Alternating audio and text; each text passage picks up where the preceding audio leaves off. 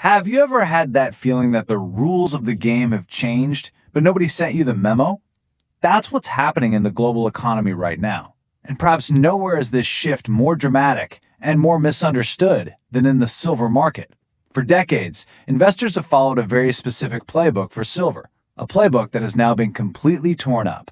Welcome to the Bullion Signal podcast. We're the channel that cuts through the mainstream noise to give you the signal on macro trends and precious metals, helping you protect and grow your wealth.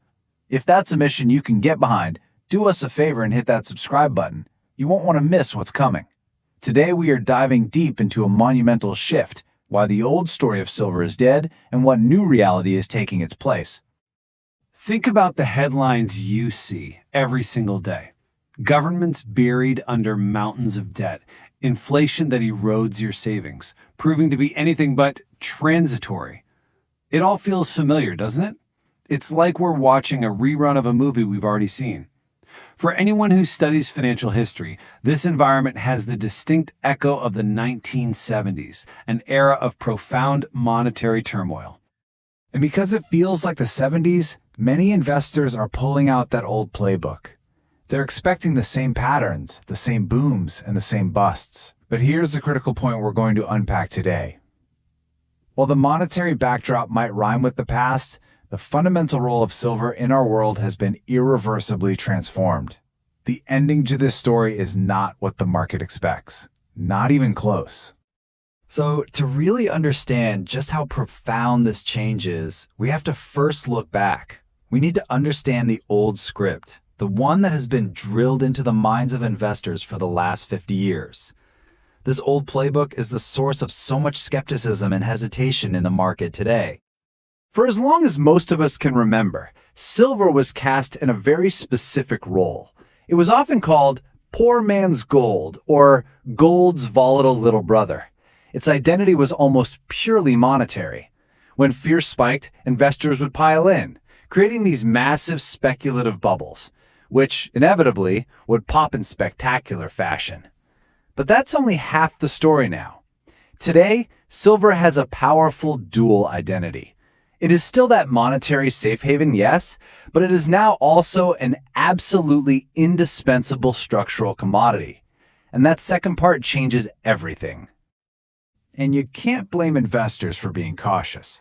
The market has deep psychological scars from silver's past. Just think back to the infamous Hunt brothers cornering the market in 1980, which led to a legendary price spike and an even more legendary collapse.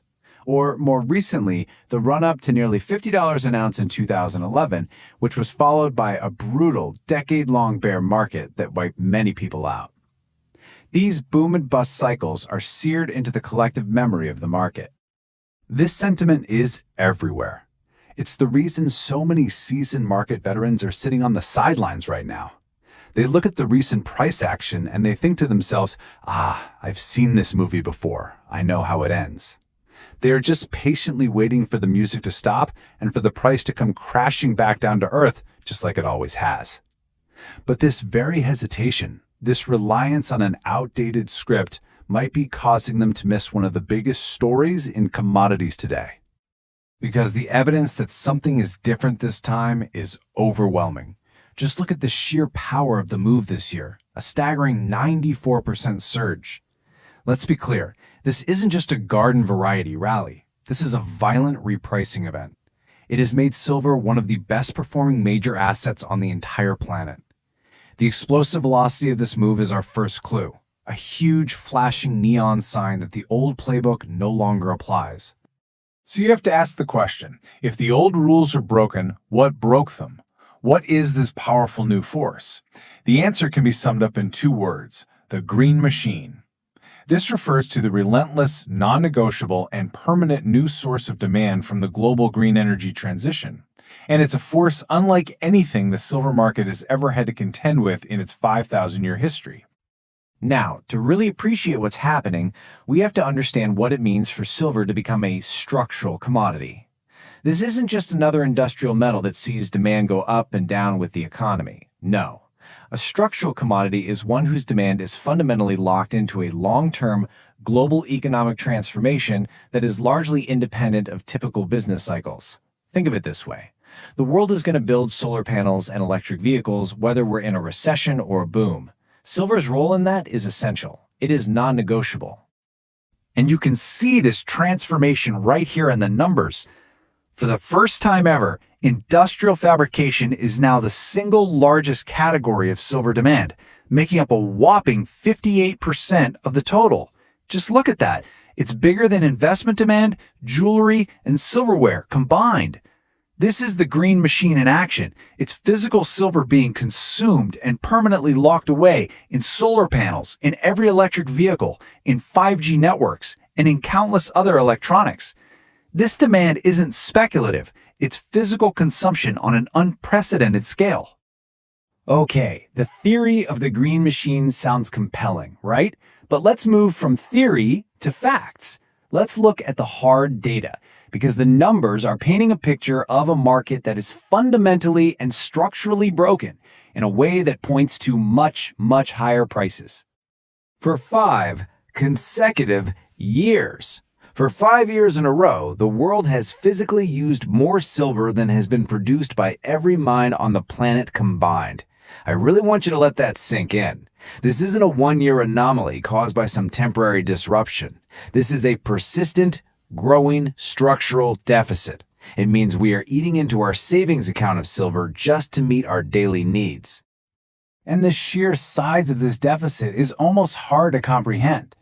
Just since 2021, the cumulative shortfall between supply and demand has reached 820 million ounces.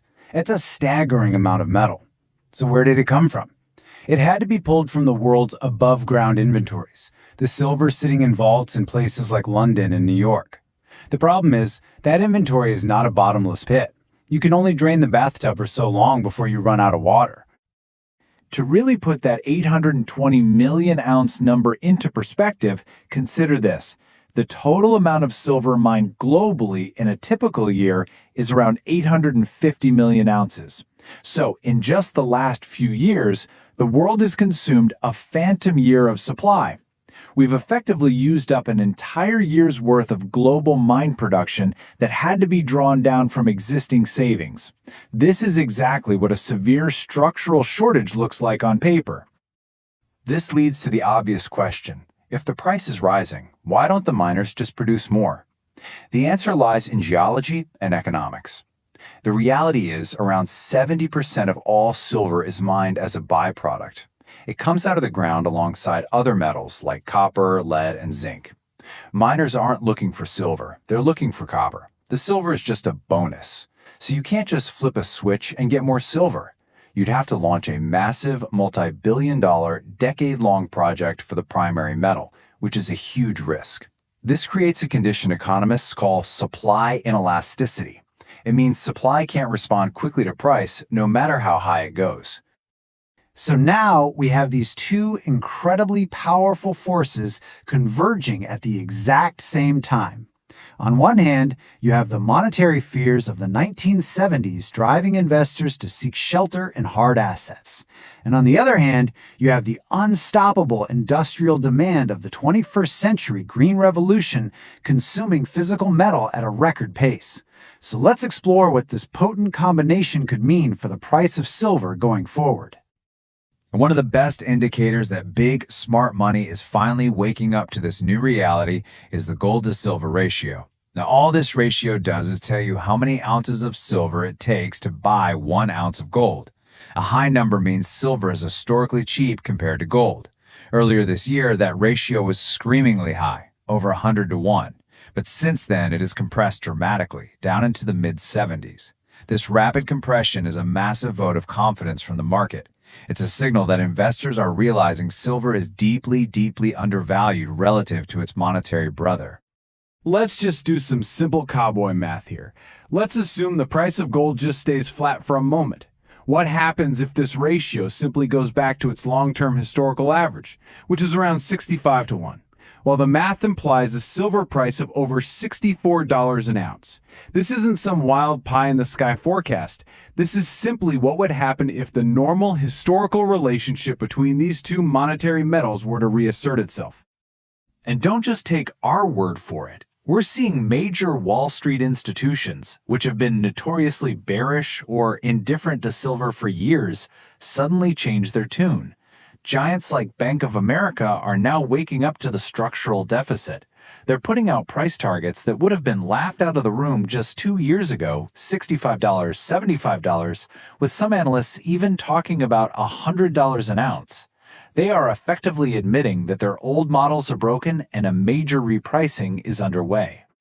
So when you put all of these pieces of the puzzle together, the monetary fear, the relentless industrial demand, the supply deficit, the shifting ratios, the silver market starts to look less like a traditional asset and a lot more like a pressure cooker. Here's how that pressure cooker works. First, you have the structural deficit. The demand from the green machine is creating an incredibly strong and rising price floor. There's a baseline of physical demand that simply has to be met, which puts a solid bid under the market. That's the bottom of the cooker. Then, from the top, you have the macroeconomic fears, the debt, the inflation. This provides the explosive investment fuel. When investment demand floods into a market that is already in a physical deficit, you get a powerful, sustained, and explosive move upwards. A high floor plus explosive fuel equals a pressure cooker scenario. Which brings us back to the central question we started with. The monetary environment feels like a replay of the 1970s, but the industrial foundation for silver is something the world has never seen before. The old playbook is broken. So we'll leave you with this final thought.